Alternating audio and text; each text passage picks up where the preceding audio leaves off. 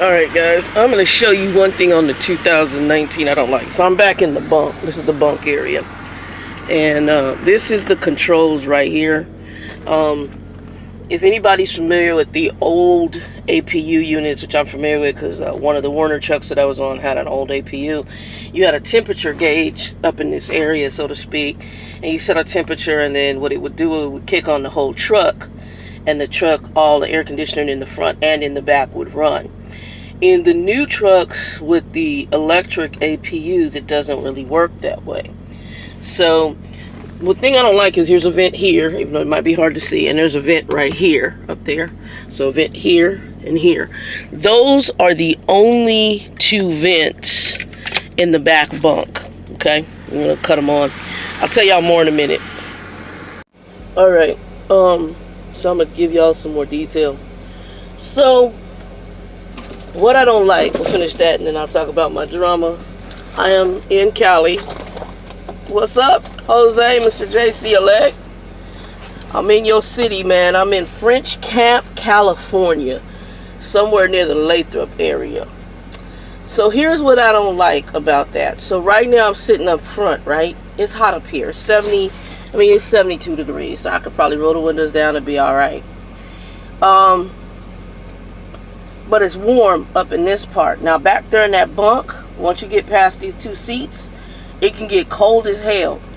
The problem is you don't get any air up here. The only time the air kicks on here is the way it works is with the APU we have for this truck, the electric APU. When the voltage goes down, I think below 12.2, 12.1, the engine kicks on, then the air conditioner comes on. But otherwise, you're relying on that.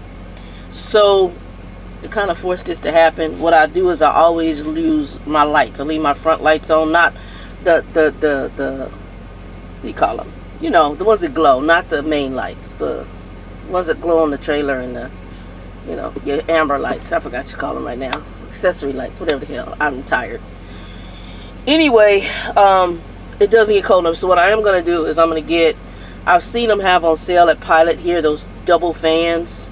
I'm going to end up getting those. I'm going to call y'all back. Trucker Bill's calling me. Y'all, I'm back. Bill got to call me back. He's dropping his stepson off or picking him up from the airport. Something. One of the two.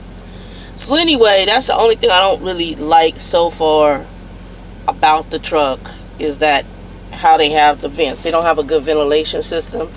And I would prefer it cool off everything. Although I understand that because their attitude is it's logical, but it's also when I'm in the truck, I move around when I'm on my downtime. So yeah, I'm in the bunk, but I think what they're saying is, okay, when you're not driving, you need to be back there being cooled off and being in the sleeper berth, and then you're working up here so the truck would be running.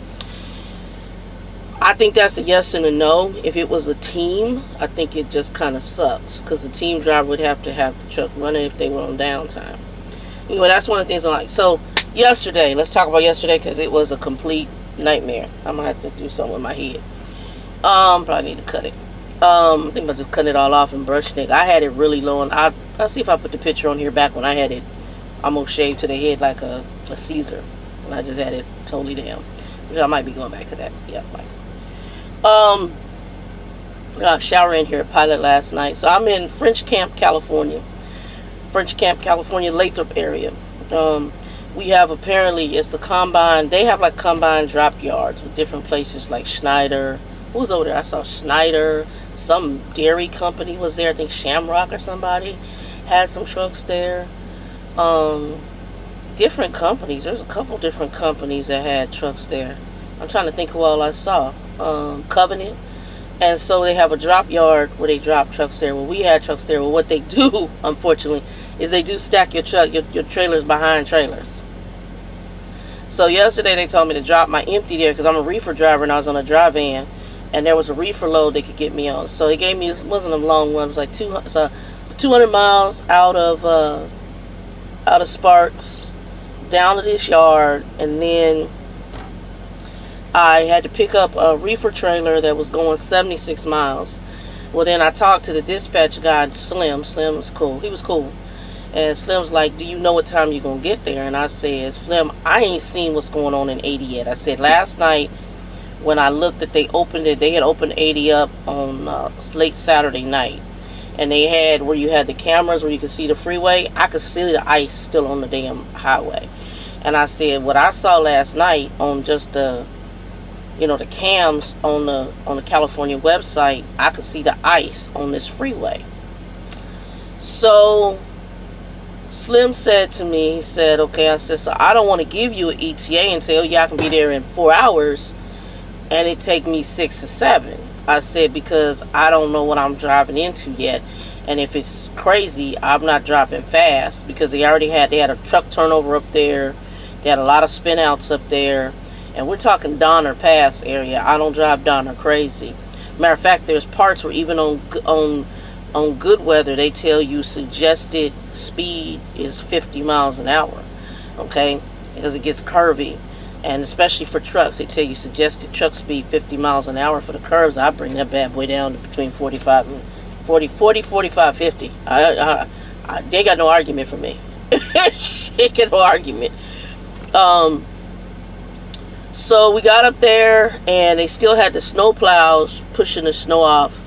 Anyway, I get down here to French Camp, California, to this yard. Get here with enough time, dude, a lot of time.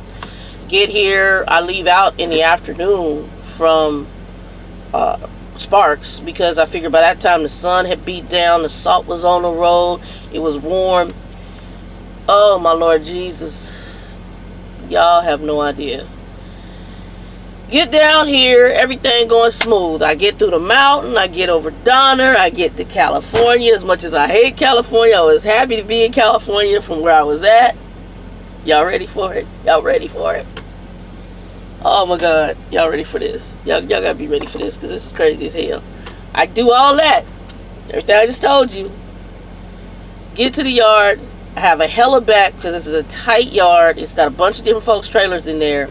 I mean, it's tight. It took me a minute to get this trailer close quarter back to get the trailer in this hole. And I had to do, if y'all don't know this trick, we'll talk about it. I had to do the roll your landing gear down before dropping the trailer, because it's going to be too tight to get in there. And then what you do is lower your airbag. You back it in and then lower your airbag and sit around. It's almost like what a yard dog does. It's the same thing. You can do it with the truck. You just don't have where you can lift it except for your airbag. So you have to lower. So you roll your landing gear down to airbag level, and then you lift it up. So that's what I did. And then I backed the trailer in, and then I lowered the airbags, and then I had to disconnect. Anyway, it took me a while. So I got that done. Then I had to drive around and find the trailer. Couldn't find this damn trailer. As I'm getting ready to go to the front, because I have security guard people, and say, hey guys, do you guys have this trailer? Y'all have another area of the yard. I noticed the number of the trailer that I'm looking for my company. And I was like, I was just on that other side. And then I looked down, and I realized these folks got trailers stacked in front of trailers. So they put a trailer in front of another trailer. So you have to kind of look behind other trucks that are parked there too. They get just regular bobtails that are parked. It's a hot mess. The yard's a hot mess. So I went up to the front and said, look, you got a Schneider trailer. What are y'all going to do? Because I don't move other people's equipment. And he's like, we got a yard dog. We'll move it for you. Just go park near it. So I went and parked near it. They moved it. Went and backed in between all these trailers. Got all out. Rolled my little landing gear up. Got my bobtail and hit my trailer. Well, I noticed that the trailer I had has a lock on it. I'm assuming it's the lock from the place that we at. I'm also noticing it don't have no bill of ladings, which should be in the little tin since I'm picking it up. So I'm presuming maybe they got it up there at the guard shack. So I go up to the guard and said, hey, you guys got a paperwork for this? He's like, no, that's on you. He said, it should be on the trailer. I said, is that your lock on the back? He said, no, that's on y'all. I'm like, okay, thank you. Check out with him, pull up to the side, send a message to dispatch. And I'm presuming he's a slip seat driver. The slip seat driver, or whatever he is, he just drives, I think, from California to wherever. He didn't leave the paperwork on the trailer, and the lock is his lock. They say he's out. So at the time, I don't care how many hours I had like 5 or 6 hours left on my clock, my 14-hour clock. They said he won't be there until let me see here. I'm gonna see what time I sent this, y'all. Let me go back because I want to see what time I sent it. I just want to see what time I sent it so I can share this with y'all. So I got here yesterday. I sent this 7, so they're 3 hours ahead. About 4 or 5 o'clock in the afternoon. Okay? I let them know, hey, I arrived at the shipper. We have a problem. There's no bills of lading, and I got a lock on here I can't get off. And the lock was hooked to some chains. You could open the door part of the way, but they wouldn't open all the way because the chains hung from the door. And he put this, in fact, I got the lock on the, what's with the damn lock? I got the lock. I kept the lock because I took a picture of it so I could show him. Because I don't like no drama. That way I'm not lying to you. And the other driver can't say, oh, no. Yeah, I got that. So they said, well, you got to wait for the driver. I had to wait for him until 11 o'clock at night, 10, 11 o'clock at night. He got here about 10:30, 11.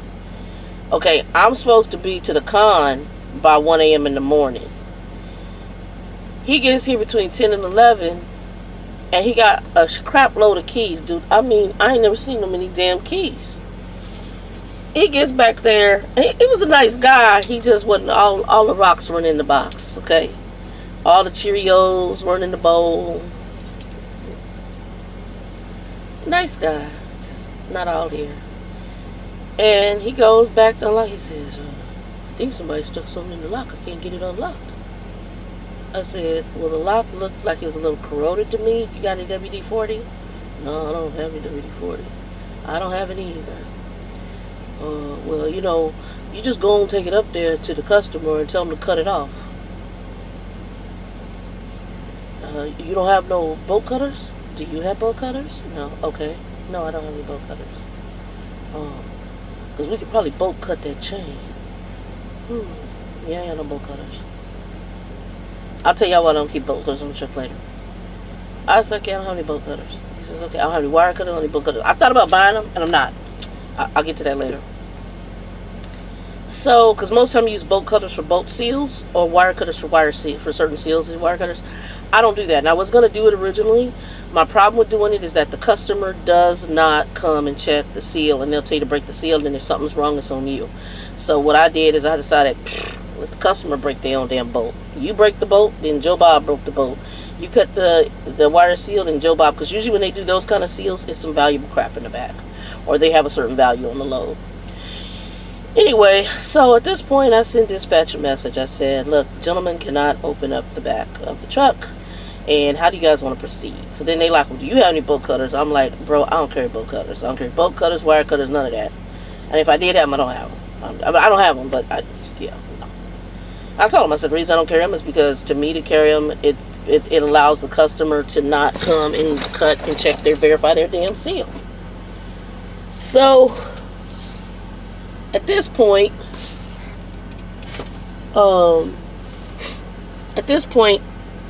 they turn around and they go, he goes, okay, we'll call breakdown. So contact breakdown. Breakdown sends out a guy that I have to wait for. Guy, it was pretty fast. He got here, but by that time, I'm already looking at 12 o'clock. I don't have enough time to get it in. I'm sitting here trying to rush. Think I still got it. I'm an hour and 20-some minutes, and the load need to be scaled. So I come scale the load. The load don't scale out right. I'm on my 400 over on the front. I get it down to under 300 on the front. Don't know if I have to hit a scale between here and there. Might, normally I've been told they won't mess with you over 500, but on the steers. But I'm like 300 over on the steers. I'm good on everything else. So I'm good on everything else. But I'm over on the steers. So I get here, do the scale once, adjust the tandems to get and I'm full of fuel too, so 200-300 of that is fuel right off the bat, plus my big behind. So I get all that taken care of. By the time I'm done, I realize there's no way I'm going to run out of hours driving to this location. I mean, I'm in California. In California, anything can happen on the freeway, and I would run out of hours right on the freeway. It wasn't a good move for me, and I was like, you know what, I'm not doing it. So I told him, I said, look, I'm out of hours. At this point, I don't have the hours to,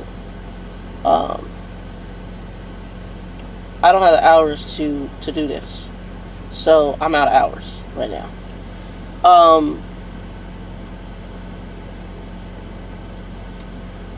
The guy came back, kind of pissed me off. The dude who was on last night came back to me, well, you know, had you told us, dude, I told you in every effing message I sent you that my 14-hour clock was ticking down. You know, I'm not the one that left this damn lock on this truck, number one. Number two, it's your issue. You need to talk to old boy. And number three, I'm stuck on the BS. Okay, I'm sorry. Bull stuff. I'm trying to be Christian about it, and I swear. I'm stuck on this, okay? For minimal miles. I've already been stuck for 2 days up in Nevada behind the I-80 closure with the ice and snow, okay? I've already stuck there. I got down here in time with enough hours Sunday to deliver this load at 1 a.m. on Monday and then get another load and roll out. Now I'm stuck for a whole nother day because the load won't deliver till tonight or till tomorrow morning at 1 a.m. So I'm gonna wash with little laundry I got right now. I got a shower last night, and they did. She said I'm working on compensating you for waiting and for the mess last night. And then my driver manager, that baby, she in and out. I like her, but she one of them ones like my other ones. She ain't never at work. I don't know what it is. I like her, but the sister overwhelmed probably. You know, again, it's part of trucking. They overwhelm them people in that office too. So.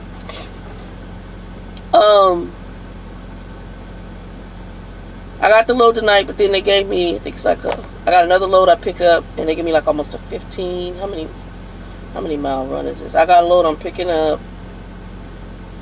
and it's going to Humble.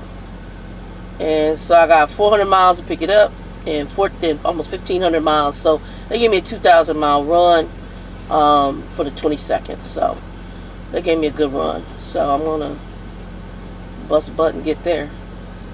Anyway, y'all, I'll upload this and waiting for Trucker Bill to call me back. 2 and 2. Y'all be blessed.